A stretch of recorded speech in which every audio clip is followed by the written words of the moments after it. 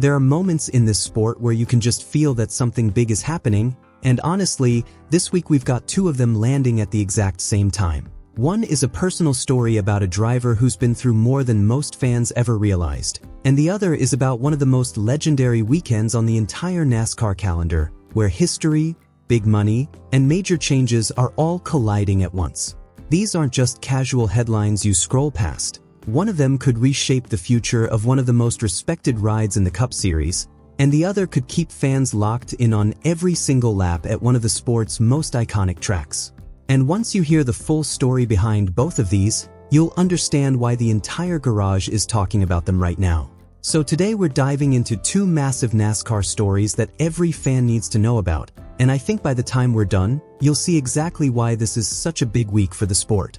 Before we get into it, if you love honest, no-nonsense NASCAR talk and you want to be part of this community from the ground up, I'd really appreciate it if you hit that like button and subscribe. NASCAR Report today is still a brand new channel, and we're working toward our first big goal of 1,000 subscribers. Having you here from the start would mean a lot. Let's start with the story that's honestly tough to talk about, because it's a reminder that behind every helmet and every fire suit, these are real people dealing with real struggles. Alex Bowman has announced that he'll be stepping away from full-time NASCAR Cup Series racing after the 2027 season. That means he'll finish out this year and next year behind the wheel of the iconic number 48 Chevrolet for Hendrick Motorsports. And then after 2027, one of the most recognizable faces in the sport will walk away from full-time competition. At first, that's a shocking thing to hear. Bowman is only 33, which is an age where most Cup Series drivers are considered to be right in the heart of their prime. Usually when retirement news breaks, we're talking about guys in their 40s who've clearly had a long, full career. That's what makes this one hit differently. But once you understand everything he's been dealing with physically, it starts to make a lot more sense. If you've followed his career, you know nothing was ever handed to him. He earned his way into one of the toughest seats in the sport, taking over the number 48 after seven-time champion Jimmy Johnson stepped away. Think about the pressure that comes with that. Replacing a legend is never simple, and there were plenty of people wondering if anyone could carry that number forward the way Johnson did. But instead of trying to copy that legacy, Bowman built his own. He turned into one of Hendrick's most consistent, most trusted drivers, picked up multiple Cup Series wins, and became one of the more respected veterans in the garage during NASCAR's next-gen era. But behind all of that success, his body was quietly paying a steep price. Back in 2022, Bowman suffered a concussion that sidelined him for 5 Cup Series races. That alone is serious, especially with how physically demanding these cars have become. Then in 2023 came an even bigger setback. During a sprint car race, Bowman was involved in a crash that left him with a fractured back. That injury changed everything moving forward.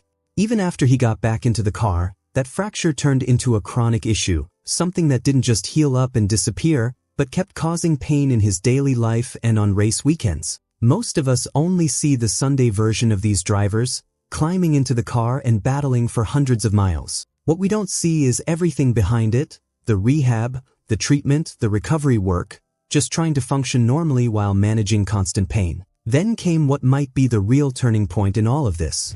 During the 2026 season, Bowman started dealing with severe episodes of vertigo, dizziness, and nausea. Doctors ran a full battery of tests because those symptoms can point to a lot of different things. At first, many suspected it was some kind of inner ear issue, which would already be serious on its own. But after more testing, specialists came back with a different answer. They connected the vertigo directly to that old spinal injury, explaining that the repeated high G-forces a Cup car generates during braking, cornering, and acceleration were actually triggering those neurological episodes. That's a scary diagnosis for anyone to hear, and for a full-time race car driver, it's life-altering.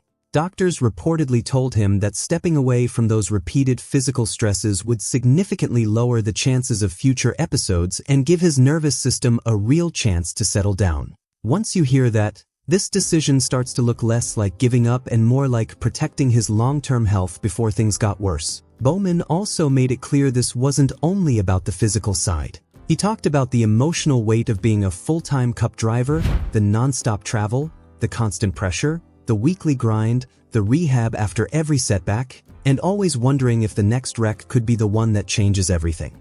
Over time, that kind of lifestyle wears on anybody. Rather than push through into his late 30s or 40s, Bowman decided he wants to walk away while he's still relatively young, and honestly, his goals after racing sound pretty simple. He wants to heal properly. He wants a normal daily routine again. He wants more time with the people he loves. He wants to start a family. And he wants the kind of everyday freedom that a NASCAR schedule almost never allows. I think that's something every fan can respect. These drivers give so much to this sport, and it's easy to forget just how much they're sacrificing away from the track. The good news here is that this isn't a goodbye just yet. Bowman will be with Hendrick Motorsports throughout the entire 2027 season, which gives fans one final full-time year to enjoy watching him race. Every win is going to feel bigger. Every playoff moment is going to carry extra weight. It's shaping up to be something like a farewell tour, and a lot of people around the garage expect Hendrick to celebrate not just his wins, but the resilience it took to keep competing through everything he's dealt with. Naturally, the second this news broke, everyone started asking the same question. Who takes over the number 48 in 2028? This is one of the most prestigious rides in all of NASCAR, so you can bet Hendrick is going to take their time and get this decision right. The name coming up the most is Connor Zilisch. A lot of people around the industry see him as the favorite thanks to his standout road course skills, his versatility across different racing disciplines, and the raw speed he's already shown. Many insiders believe Hendrick has been building him up specifically for a Cup Series opportunity like this one.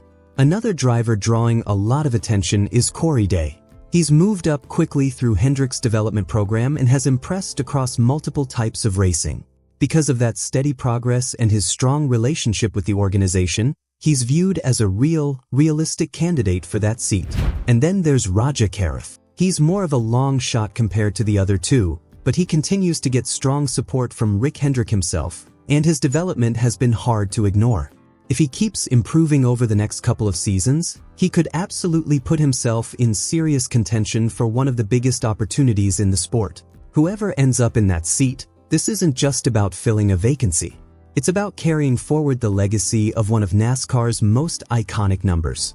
Bowman's career has been defined by perseverance. He overcame setback after setback, carried the weight of replacing a legend, and now, instead of letting his body force the decision on him later, he's choosing to walk away on his own terms. As tough as it'll be to picture that number 48 without him after 2027, there's something genuinely admirable about an athlete putting his health, his future, and his family first while he still has the chance to enjoy it.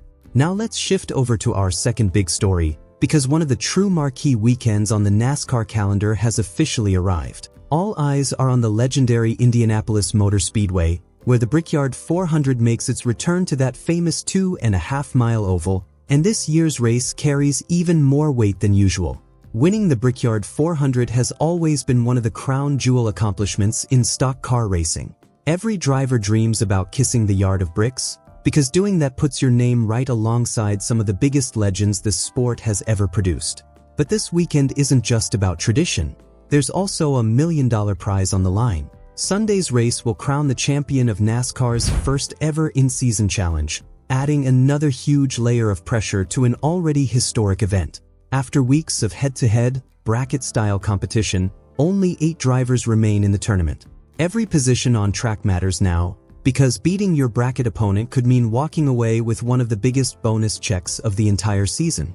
That's what makes this race so compelling. Drivers aren't just racing for the Brickyard Trophy, they're also keeping one eye on exactly where their tournament rival is running.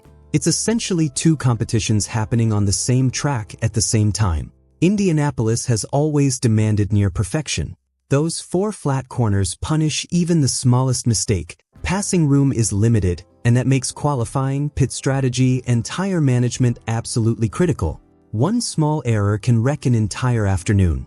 The weekend kicks off with practice on Friday, giving teams their first look at setups, tire wear, and long run speed. Then qualifying follows on Saturday, which matters a lot here, because starting up front at Indianapolis has always been a major advantage. Finally, on Sunday, the green flag drops for the Brickyard 400, deciding both the race winner and the very first in-season challenge champion in NASCAR history. Weather is shaping up to be another factor to watch.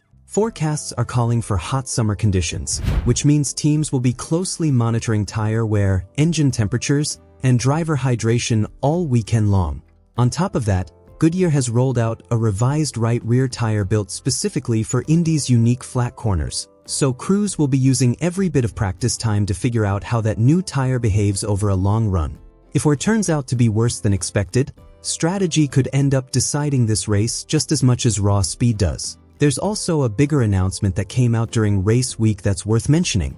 NASCAR confirmed that starting with the New Hampshire race weekend in August, the Cup Series will switch to a single 50-minute practice session with the entire field on track together, replacing the split group format used in recent seasons. According to NASCAR, the idea is to give teams more uninterrupted track time while letting drivers experience race-like traffic conditions ahead of time. Crew chiefs should also benefit from extra time to dial in tire wear, fuel strategy, and chassis setups before qualifying begins. That change won't kick in until New Hampshire, but it's already become one of the biggest talking points in the garage this week. Put it all together, and this Brickyard 400 weekend is genuinely massive.